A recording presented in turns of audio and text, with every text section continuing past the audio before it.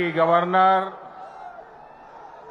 तमिलसाई सौंदरराजन जी,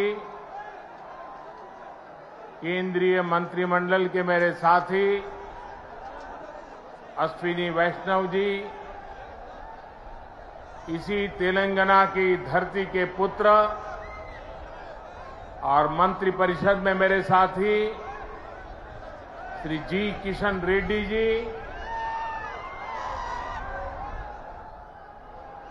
बहुत बड़ी संख्या में आए हुए तेलंगाना के मेरे प्यारे भाइयों और बहनों, प्रियमैना सोदरा सोईदरी मणुलारा मी अंदरिकी न हृदयपूर्वक नमस्कार मुड़ो।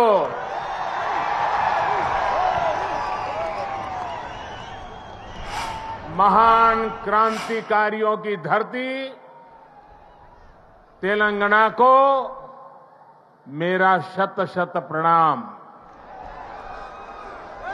आज मुझे तेलंगाना के विकास को और गति देने का पुनः सौभाग्य मिला। थोड़ी देर पहले ही तेलंगाना आंध्र प्रदेश को जोड़ने वाली एक और वंदे भारत ट्रेन को हरी झंडी दिखाई गई है। ये आधुनिक ट्रेन अब भाग्यलक्ष्मी मंदिर के शहर को भगवान श्री वेंकटेश्वर धाम तिरुपति से जोड़ेगी। यानी एक प्रकार से ये वंदे भारत एक्सप्रेस आस्था, आधुनिकता, टेक्नोलॉजी और टूरिज्म को कनेक्ट करने वाली है। इसके साथ ही आज यहां 11,000 करोड़ रुपए से अधिक के प्रोजेक्ट्स का लोकार्पण और शिलान्यास हुआ है। ये तेलंगाना की रेल और रोड कनेक्टिविटी से जुड़े प्रोजेक्ट्स हैं, हेल्थ इंफ्रास्ट्रक्चर से जुड़े प्रोजेक्ट्स हैं। मैं विकास के इन सभी प्रोजेक्ट्स के लिए आपको, तेलंगाना की जनता को बहुत बहुत बधाई देता हूं, शुभकामनाएं देता हूं। साथियों, तेलंगाना को अलग राज्य बने करीब करीब उतना ही समय हुआ है जितने दिन केंद्र में एनडीए की सरकार को हुए हैं। तेलंगाना के निर्माण में, तेलंगाना के गठन में जिन सामान्य नागरिकों ने, यहां की जनता जनार्दन ने योगदान दिया है, मैं आज फिर एक बार कोटि कोटि जनों को आदरपूर्वक नमन करता हूं। तेलंगाना के विकास को लेकर, तेलंगाना के लोगों के विकास को लेकर जो सपना आपने देखा था, तेलंगाना के नागरिकों ने देखा था, उसे पूरा करना केंद्र की एनडीए सरकार अपना कर्तव्य समझती है। हम सबका साथ, सबका विकास, सबका विश्वास, सबका प्रयास के मंत्र को लेकर के आगे बढ़ रहे हैं। हमने पूरा प्रयास किया है कि भारत के विकास का जो नया मॉडल बीते 9 वर्षों में विकसित हुआ है, उसका लाभ तेलंगाना को भी ज्यादा से ज्यादा मिले। इसका एक उदाहरण हमारे शहरों का विकास है। बीते 9 वर्षों में हैदराबाद में ही करीब 70 किलोमीटर का मेट्रो नेटवर्क बनाया गया है। Hyderabad multi modal transport system MMTS project पर भी इस दौरान तेजी से काम हुआ है। आज भी यहां 13 एमएमटीएस सर्विस शुरू हुई है। एमएमटीएस का तेजी से विस्तार हो, इसके लिए इस वर्ष के केंद्र सरकार के बजट में तेलंगाना के लिए 600 करोड़ रुपए रखे गए हैं। इससे हैदराबाद, सिकंदराबाद सहित आसपास के जिलों के लाखों साथियों की सुविधा और बढ़ेगी। इससे नए बिजनेस हब बनेंगे, नए इलाकों में इन्वेस्टमेंट होना शुरू होगा। साथियों, 100 साल में आई सबसे बड़ी गंभीर महामारी और 2 देशों के युद्ध के बीच आज दुनिया भर की अर्थव्यवस्थाओं में बहुत तेज गति से उतार चढ़ाव हो रहा है। इस अनिश्चितता के बीच भारत दुनिया के उन देशों में से एक है जो अपने इंफ्रास्ट्रक्चर को आधुनिक बनाने के लिए रिकॉर्ड निवेश कर रहा है। इस साल के बजट में भी 10 लाख करोड़ रुपए आधुनिक इंफ्रा के लिए अलॉट किए गए हैं। आज का नया भारत, 21वीं सदी का नया भारत तेजी से देश के कोने कोने में मॉडर्न इंफ्रा बना रहा है। तेलंगाना में भी बीते 9 वर्षों में रेलवे बजट में लगभग 17 गुना की वृद्धि की गई है। अभी अश्विनी जी आंकड़ा दे रहे थे। इससे नई रेल लाइन बिछाने का काम हो, रेल लाइनों की डबलिंग का काम हो या फिर इलेक्ट्रिफिकेशन का काम हो, सभी कुछ रिकॉर्ड तेजी से हुआ है। आज जिस सिकंदराबाद और महबूबनगर के बीच रेल लाइन की डबलिंग का काम पूरा हुआ है, वो इसी का उदाहरण है। इससे हैदराबाद और बेंगलुरु की कनेक्टिविटी भी बेहतर होगी। देश भर के बड़े रेलवे स्टेशनों को आधुनिक बनाने का जो अभियान शुरू हुआ है, उसका लाभ भी तेलंगाना को मिल रहा है।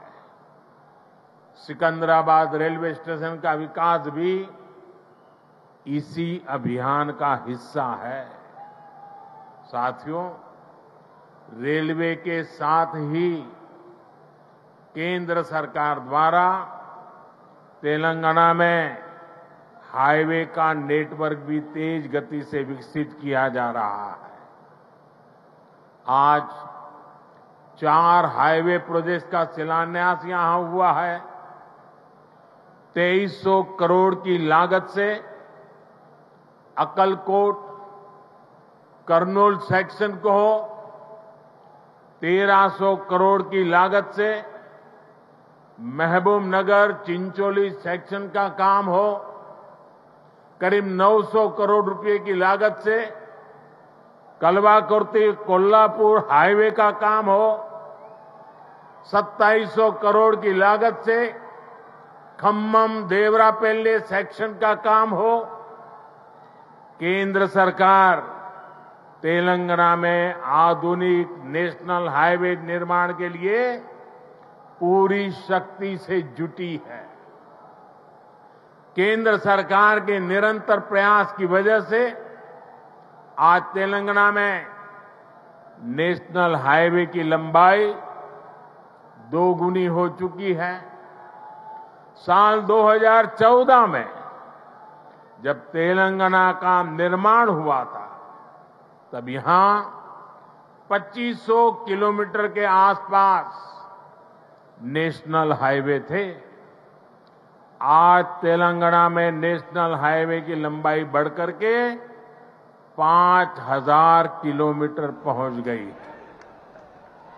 इन वर्षों में केंद्र सरकार ने तेलंगाना में नेशनल हाईवे बनाने के लिए करीब करीब 35,000 करोड़ रुपए खर्च किए हैं। इस समय भी तेलंगाना में 60,000 करोड़ रुपए के रोड प्रोजेक्ट्स पर काम चल रहा है। इसमें game changer Hyderabad ring road का प्रोजेक्ट भी शामिल है। साथियों, केंद्र सरकार तेलंगाना में इंडस्ट्री और खेती दोनों के विकास पर बल दे रही है। टेक्सटाइल ऐसा ही उद्योग है जो किसान को भी और मजदूर को भी, दोनों को बल देता है। हमारी सरकार ने देश भर में 7 मेगा टेक्सटाइल पार्क बनाना तय किया है। इनमें से एक मेगा टेक्सटाइल पार्क तेलंगाना में भी बनेगा। इससे युवाओं के लिए नए रोजगार का निर्माण होगा। रोजगार के साथ साथ तेलंगाना में शिक्षा और स्वास्थ्य पर भी केंद्र सरकार बहुत निवेश कर रही है। तेलंगाना को अपना एम्स देने का सौभाग्य हमारी सरकार को मिला है। एम्स बीबी नगर से जुड़ी अलग अलग सुविधाओं के लिए भी आज काम शुरू हुए हैं। आज के ये प्रोजेक्ट तेलंगाना में ease of travel, ease of living और ईज ऑफ डूइंग बिजनेस तीनों को बढ़ाएंगे। हालांकि साथियों, केंद्र सरकार की इन कोशिशों के बीच मुझे एक बात के लिए बहुत पीड़ा है, बहुत दुख होता है, दर्द होता है। केंद्र के ज्यादातर प्रोजेक्ट्स में राज्य सरकार से सहयोग न मिलने के कारण हर प्रोजेक्ट में देरी हो रही है, विलंब हो रहा है। इससे नुकसान तेलंगाना के लोगों का, आप लोगों का हो रहा है। मेरा राज्य सरकार से आग्रह है कि वो विकास से जुड़े कार्यों में कोई बाधा न आने दे, विकास के कार्यों में तेजी लाएं। भाइयों और बहनों, आज के नए भारत में देशवासियों की आशाएं, आकांक्षाएं, उनके सपने पूरे करना हमारी सरकार की प्राथमिकता है। हम दिन रात मेहनत करके इसी कोशिश में जुटे हैं, लेकिन कुछ मुट्ठी भर लोग विकास के इन कार्यों से बहुत बौखलाए हुए हैं। ऐसे लोग जो परिवारवाद, भाई भतीजावाद और भ्रष्टाचार को पोषित करते रहे, उन्हें ईमानदारी से काम करने वालों से परेशानी हो रही है। ऐसे लोगों को देश के हित से, समाज के भले से कोई लेना देना नहीं है। ये लोग सिर्फ और सिर्फ अपने कुनबे को फलता फूलता देखना पसंद करते हैं। हर प्रोजेक्ट में, हर इन्वेस्टमेंट में ये लोग अपने परिवार का स्वार्थ देखते हैं। तेलंगाना को ऐसे लोगों से बहुत सतर्क रहना जरूरी है। भाइयों और बहनों, भ्रष्टाचार और परिवारवाद एक दूसरे से अलग नहीं है। जहां परिवारवाद और भाई भतीजावाद होता है, वहीं से हर प्रकार का करप्शन फलना फूलना शुरू हो जाता है। परिवारवाद, वंशवाद का मूल मंत्र ही सब चीजों को कंट्रोल करना होता है। परिवारवादी हर व्यवस्था पर अपना कंट्रोल रखना चाहते हैं। उन्हें ये बिल्कुल पसंद नहीं आता कि कोई उनके कंट्रोल को चैलेंज करे। आपको मैं एक उदाहरण देता हूं। आज केंद्र सरकार ने डायरेक्ट बेनिफिट ट्रांसफर डीबीटी व्यवस्था विकसित की है। आज किसानों को, विद्यार्थियों को, छोटे व्यापारियों को, छोटे कारोबारियों को आर्थिक मदद का पैसा सीधे उनके बैंक खाते में भेजा जाता है। हमने देश भर में डिजिटल पेमेंट की व्यवस्था बढ़ाई है। आखिर ये पहले क्यों नहीं हो पाता था? ये इसलिए नहीं हुआ क्योंकि परिवारवादी ताकतें व्यवस्था पर, सिस्टम पर अपना कंट्रोल छोड़ना नहीं चाहते थे। किस लाभार्थी को क्या लाभ मिले, कितना मिले, इसका नियंत्रण ये परिवारवादी अपने पास रखना चाहते हैं। इससे इनके 3 मतलब सत्य थे। एक, इनके ही परिवार की जय जयकार होती रहे। दूसरा, करप्शन का पैसा इनके परिवार के पास ही आता रहे। और तीसरा, जो पैसे गरीब के लिए भेजे जाते हैं, वो पैसे इनके भ्रष्ट इकोसिस्टम के अंदर बांटने के काम आ जाए। आज मोदी ने भ्रष्टाचार की इसलिए जड़ पर प्रहार कर दिया है। मुझे तेलंगाना के भाई बहन बताइए, आप जवाब देंगे? आप जवाब देंगे? भ्रष्टाचार के खिलाफ लड़ना चाहिए कि नहीं लड़ना चाहिए? भ्रष्टाचारियों के खिलाफ लड़ना चाहिए कि नहीं चाहिए? देश को भ्रष्टाचार से मुक्त करना चाहिए कि नहीं करना चाहिए? कितना ही बड़ा भ्रष्टाचारी हो, कानूनी कदम उठाने चाहिए कि नहीं उठाने चाहिए?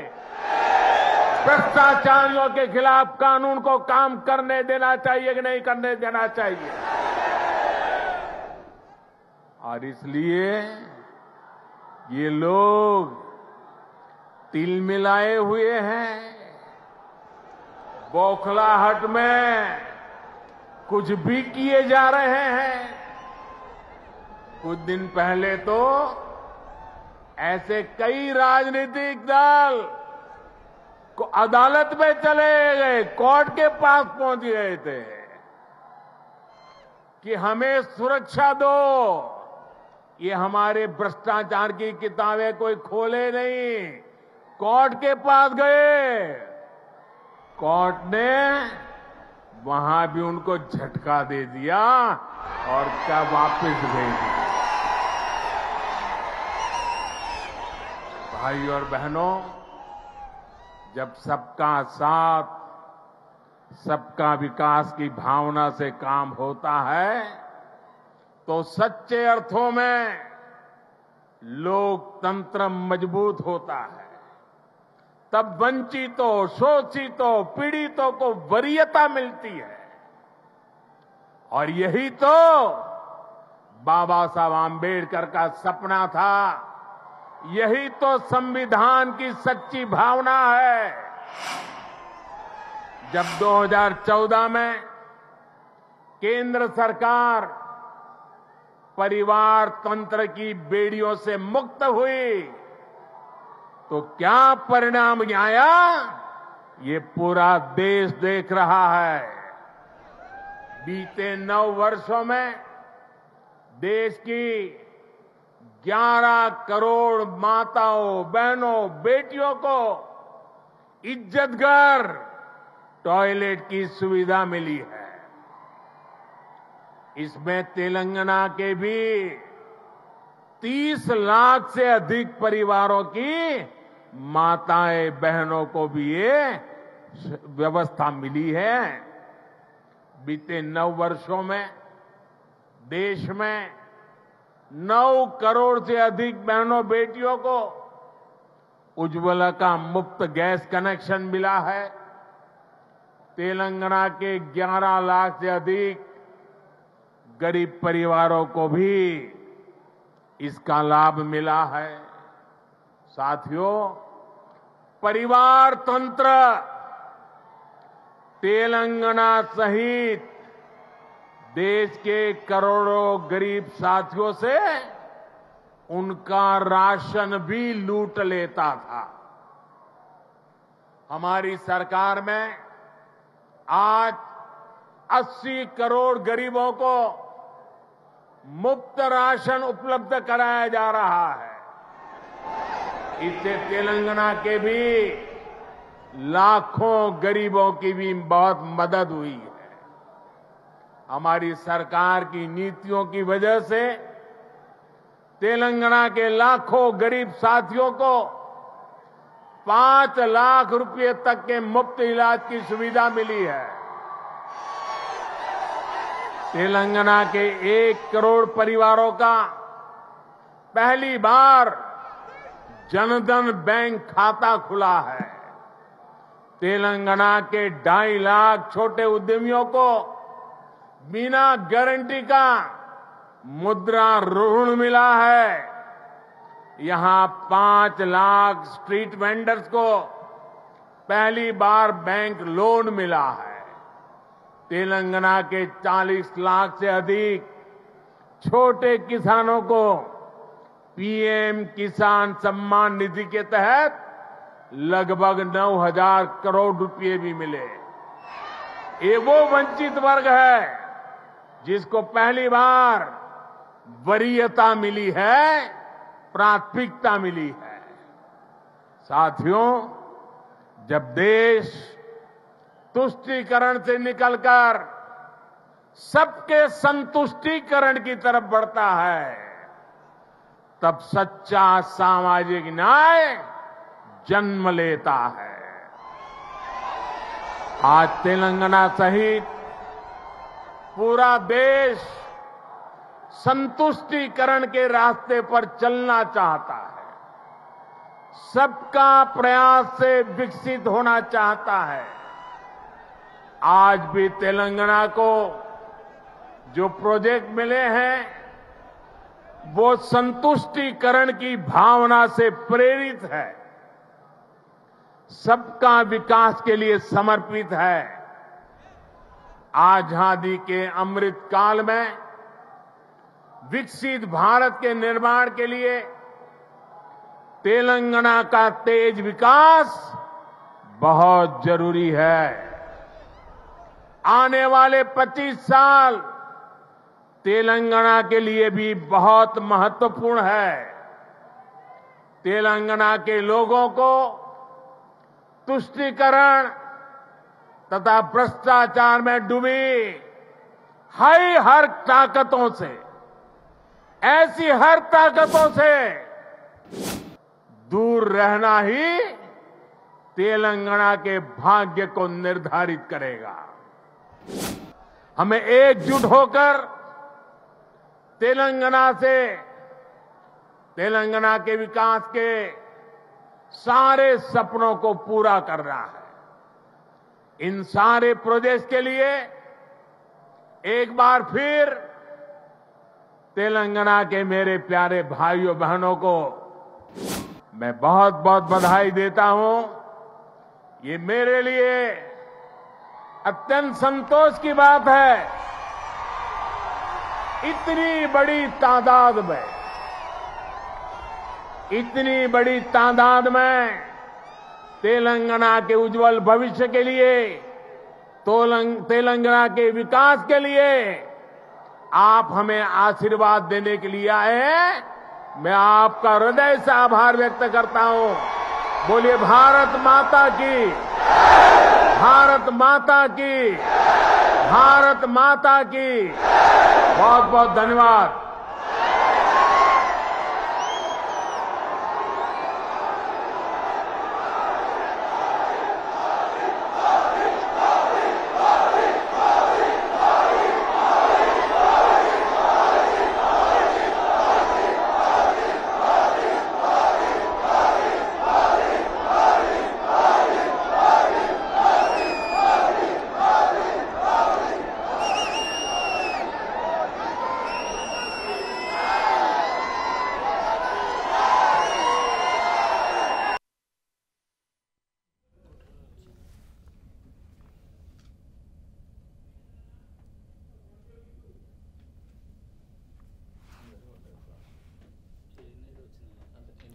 ఇక తెలంగాణ ప్రభుత్వమే టార్గెట్ గా ప్రధాని మోదీ ప్రసంగించారు. ఇప్పటివరకు మనం చూసాం కేంద్ర ప్రాజెక్టుల్ని రాష్ట్రం సహకారం అందించట్లేదు, కేంద్ర ప్రాజెక్టులకు సహకారం లేదు రాష్ట్ర ప్రభుత్వం నుంచి అంటూ కూడా మోదీ మాట్లాడారు. అదేవిధంగా దీంతో తెలంగాణ అభివృద్ధికి ఆటంకం కలుగుతుందని మోదీ పేర్కొన్నారు.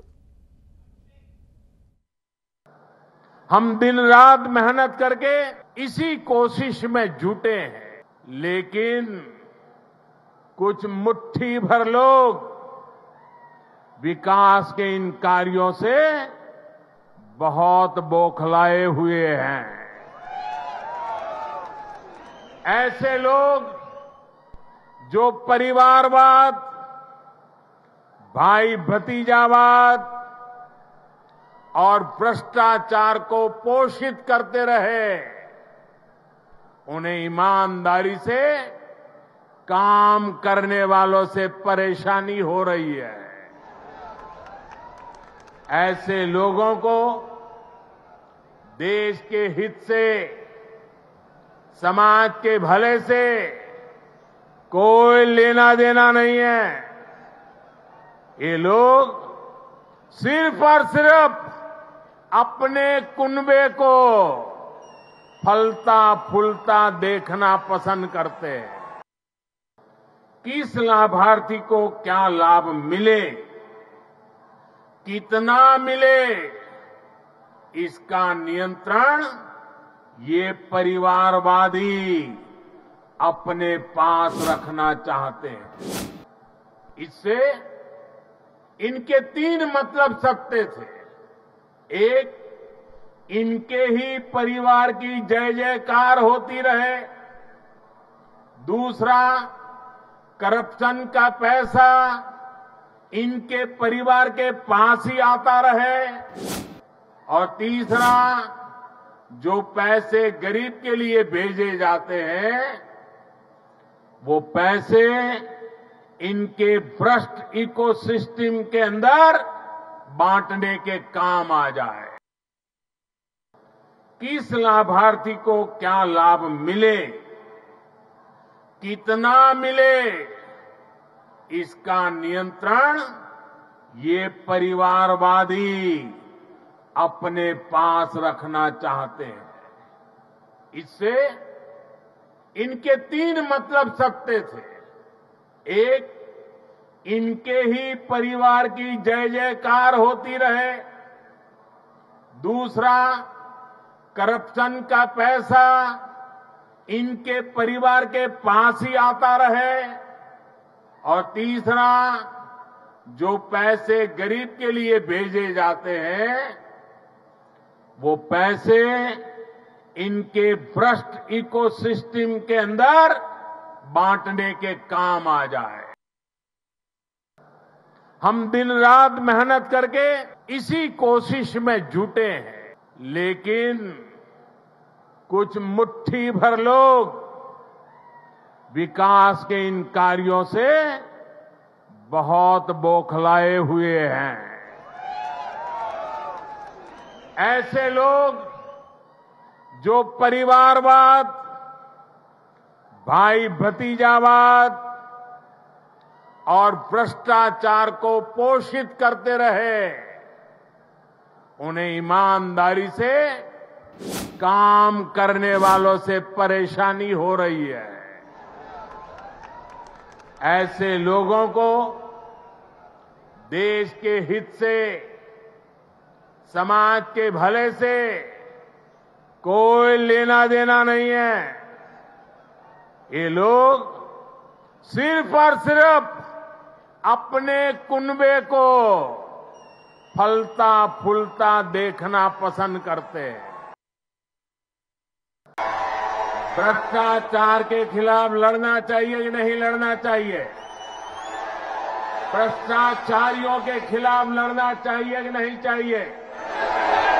देश को भ्रष्टाचार से मुक्त करना चाहिए कि नहीं करना चाहिए? कितना ही बड़ा भ्रष्टाचारी हो, कानूनी कदम उठाने चाहिए कि नहीं उठाने चाहिए? भ्रष्टाचारियों के खिलाफ कानून को काम करने देना चाहिए कि नहीं करने देना चाहिए? और इसलिए ये लोग तिल मिलाए हुए हैं। बौखलाहट में कुछ भी किए जा रहे हैं। कुछ दिन पहले तो ऐसे कई राजनीतिक दल को अदालत में चले गए, कोर्ट के पास पहुंच गए थे कि हमें सुरक्षा दो। ये हमारे भ्रष्टाचार की किताबें कोई खोले नहीं, कोर्ट के पास गए। कोर्ट ने वहां भी उनको झटका दे दिया और क्या वापस भेज दिया। आज यहां 11,000 करोड़ रुपए से अधिक के प्रोजेक्ट्स का लोकार्पण और शिलान्यास हुआ है। ये तेलंगाना की रेल और रोड कनेक्टिविटी से जुड़े प्रोजेक्ट्स हैं, हेल्थ इंफ्रास्ट्रक्चर से जुड़े प्रोजेक्ट्स हैं। मैं विकास के इन सभी प्रोजेक्ट्स के लिए आपको, तेलंगाना की जनता को बहुत बहुत बधाई देता हूं, शुभकामनाएं देता हूं। बीते 9 वर्षों में हैदराबाद में ही करीब 70 किलोमीटर का मेट्रो नेटवर्क बनाया गया है। Hyderabad multi modal transport system MMTS project पर भी इस दौरान तेजी से काम हुआ है। आज भी यहां 13 MMTS सर्विस शुरू हुई है। MMTS का तेजी से विस्तार हो, इसके लिए इस वर्ष के केंद्र सरकार के बजट में तेलंगाना के लिए 600 करोड़ रुपए रखे गए हैं। जिस सिकंदराबाद और महबूबनगर के बीच रेल लाइन की डबलिंग का काम पूरा हुआ है, वो इसी का उदाहरण है। इससे हैदराबाद और बेंगलुरु की कनेक्टिविटी भी बेहतर होगी। देश भर के बड़े रेलवे स्टेशनों को आधुनिक बनाने का जो अभियान शुरू हुआ है, उसका लाभ भी तेलंगाना को मिल रहा है। हम दिन रात मेहनत करके इसी कोशिश में जुटे हैं, लेकिन कुछ मुट्ठी भर लोग विकास के इन कार्यों से बहुत बौखलाए हुए हैं। ऐसे लोग जो परिवारवाद, भाई भतीजावाद और भ्रष्टाचार को पोषित करते रहे, उन्हें ईमानदारी से काम करने वालों से परेशानी हो रही है। ऐसे लोगों को देश के हित से, समाज के भले से कोई लेना देना नहीं है। ये लोग सिर्फ और सिर्फ अपने कुनबे को फलता फूलता देखना पसंद करते हैं। किस लाभार्थी को क्या लाभ मिले, कितना मिले, इसका नियंत्रण ये परिवारवादी अपने पास रखना चाहते हैं। इससे इनके 3 मतलब सकते थे। एक, इनके ही परिवार की जय जयकार होती रहे। दूसरा, करप्शन का पैसा इनके परिवार के पास ही आता रहे। और तीसरा, जो पैसे गरीब के लिए भेजे जाते हैं, वो पैसे इनके भ्रष्ट इकोसिस्टम के अंदर बांटने के काम आ जाए। సీఎం కేసీఆర్ టార్గెట్ గా ప్రధాని మోదీ ప్రసంగం కొనసాగింది।